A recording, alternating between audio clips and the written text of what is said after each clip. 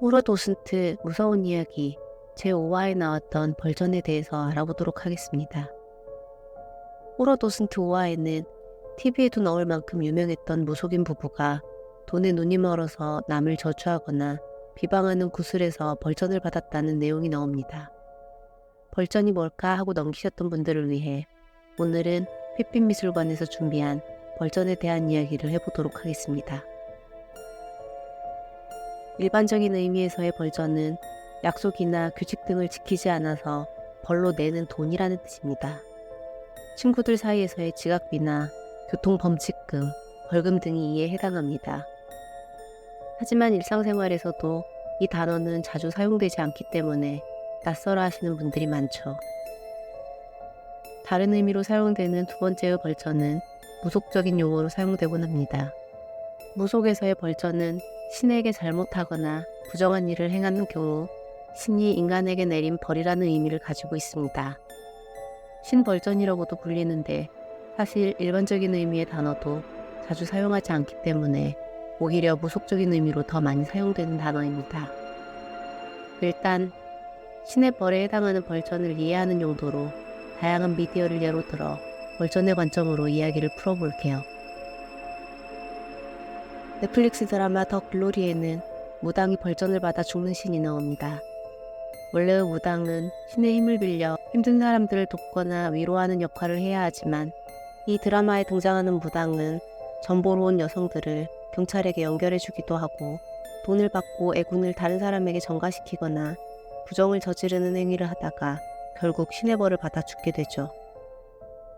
드라마 도깨비에서도 전쟁터에서 무신으로 사람을 너무 많이 죽여 939년의 세월을 죽지 못하고 산 김신이나 전생에 큰 죄를 지어 왕자를 저승길로 안내하는 저승사자 또한 신의 뜻이 담긴 벌을 받은 형태로 등장합니다. 영화 신과 함께에서도 인간에게 직접 벌을 내리는 다양한 신들을 보여주는 신이 등장하기도 하고 드라마 이제 곧 죽습니다에서의 주인공 또한 신에게 가혹한 벌을 받아 끊임없이 고통받는 장면이 나오는데 신이 생명을 대하는 태도와 단호한 벌에 대한 이야기, 이제는 익숙하신가요? 이렇게 영화나 드라마, 소설 등 끊임없이 신의 벌을 받는 무당이나 인간의 이야기는 끊임없는 소재이면서 구전에서부터 익숙하게 내려오는 이야기였습니다. 대부분의 사람들이 권선징악과 인과응보를 어릴 때부터 배우고 듣고 자라다 보니 신이 내린 벌이라는 거대한 판결에 대한 괴리감이나 두려움을 느끼기보다 그래, 신은 존재하고 사람은 착하게 살아야 해. 저런 벌은 받아도 타당하다. 라고 생각하게 되고 어떤 종교와 상관없이 수긍하게 되다 보니 오히려 부당하거나 악인을 향한 벌전을 기대하는 심리 또한 크게 존재하는데요. 그렇다면 다양한 신이 존재하는 만큼 다양한 벌전이 존재하는데요. 그중 가장 큰 6종류의 벌전에 대해서 알아보도록 하겠습니다. 첫 번째로 칠성법전이 있습니다. 금전적인 손실뿐만 아니라 생명까지 위험해지는 벌입니다. 칠성은 밤하늘에 존재하는 두칠성의 약오입니다. 인간의 명줄과 재물을 관장하는 신이라 칠성을 섬기면 천재지변도 피할 수 있지만 반대로 칠성이 노하면 파산의 죽음까지 이룰 수 있는 벌전을 받게 되네요. 두 번째로 산신벌전은 묘지를 잘못 건드릴 때 받는 벌입니다. 보통 재개발이나 산을 허물고 공사를 진행하다가 인부들이 갑자기 사고를 당하고 기계가 멈추거나 고장나는 등의 일이 벌어지거나 묘지를 건드린 사람의 집안에 줄초상이 나는 등의 벌을 받는데 자주 등장하는 주인이 없는 묘를 건드린다거나 세계에서 가장 유명한 투탕카멘 에피소드 역시 서양에서는 저주의 관점으로 동양에서는 벌전의 관점으로 해석이 가능합니다. 세 번째로는 삼신벌전이 있습니다. 두 번째와 비슷한 것 같지만 산신과 삼신할머니는 주관하는 업무가 다릅니다. 삼신할머니는 아이를 점지해주고 아이들을 돌보는 신령으로 드라마 도깨비에서도 고아로 남은 주인공을 간간히 지켜보고 도와주거나 드라마에 나오는 모든 등장인물들을 애틋하게 여기면서 신과 대등하게 이야기를 나누는 존재로 나옵니다. 본인이 모든 인간의 탄생을 점지하기 때문에 인자하고 따뜻하지만 무분별한 성행위를 하면 후손에게 벌전을 내린다고 합니다. 또 한 번 화가 나면 잘 풀리지 않아서 더 무서운 신이네요. 네 번째로는 동물 살생에 대한 벌전이 있습니다. 생명이 있는 것을 이유 없이 잔혹하게 죽일 때 내려지는 벌입니다.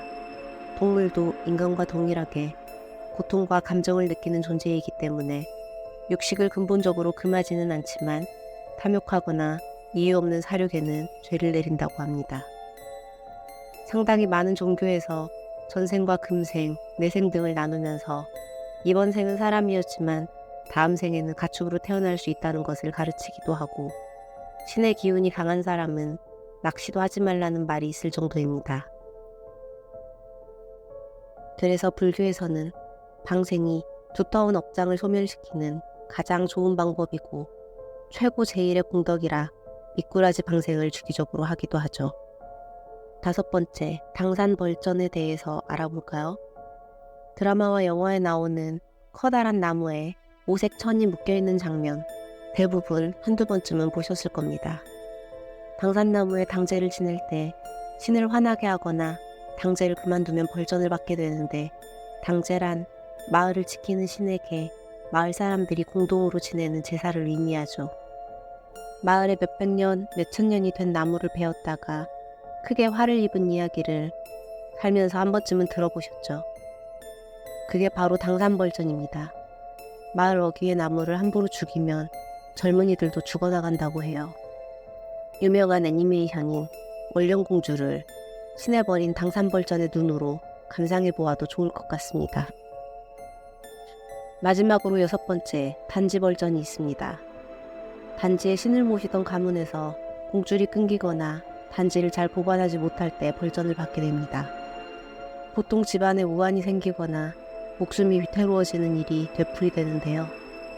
장사를 하는 집에서 무속인을 찾아가 단지를 모시면서 사업이 번창하는 이야기, 사업하시는 분들이라면 한 번쯤 들어보셨을 거예요. 일본이나 인도네시아에서는 단지를 모시는 집이 정말 많습니다. 우리에게는 친숙하지 않지만 이사나 실수로 모시던 단지가 깨지면서 사소하게 시작된 깨진 이야기가 어마어마한 후폭풍을 몰고 오는 사례들이 단지를 모시는 국가에서 많이 발생하곤 합니다. 이렇게 6가지 종류의 벌전에 대해서 알아보았는데요. 벌전이 뭐야? 하고 시작했다가 사실은 우리가 이미 알고 있는 벌전들인 것에 혹시 놀라지는 않으셨나요? 인류의 탄생과 함께 구전으로 같이 내려온 만큼 어떻게 어디에서 들었고 어디에서 배웠는지도 모를 벌전들이 이미 익숙하다는 사실이 더 무서울 것 같습니다. 단어로만 보면 예스럽기도 하고 시대에 동떨어진 것 같은 명사들이 뜻을 알고 나면 하나같이 납득할 만하고 따로 의문을 가질 필요가 없는 벌전. 권선징악과 인과응보를 이해하는 것이 특별하게 어려울 것 없는 보통의 사람이라면 벌전이라는 단어에 대한 막연한 공포감이 이 영상을 시청하신 이후 조금 더 편안한 마음으로 받아들일 수 있는 단어가 되었으면 좋겠습니다. 이상 빛미술관의 울어도슨트였습니다.